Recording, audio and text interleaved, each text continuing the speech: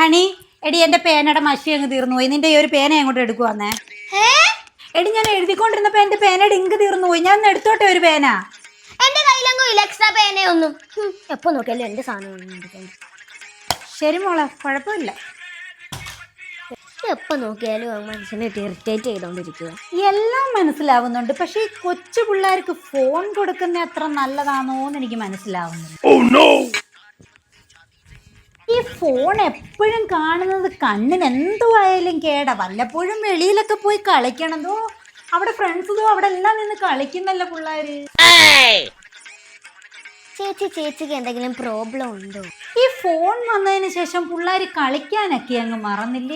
പണ്ട് ഞങ്ങളുടെയൊക്കെ സമയത്ത് പിള്ളേർ എന്തുവായിരുന്നു ഓടിച്ചാടി കളിക്കുമായിരുന്നു. അതിന്റെ ആരോഗ്യമൊക്കെ ഉണ്ടായിരുന്നു. ഫോണിനകത്ത് പണിയാ. കൊച്ചു പിള്ളേർ എന്തിനാ എപ്പോഴും ഫോൺ കാണുന്നത്? ഞാൻ നിന്റെ ഭാവിക്ക് വേണ്ടിയല്ലേ പറയുന്നത്. നീ ഇന്ന് മുതൽ വെളിയിൽ പോയി കളിച്ചോണം. ഇനി നീ ഫോണിൽ തൊട്ടേക്കരുത്. എന്റെ അടുത്ത്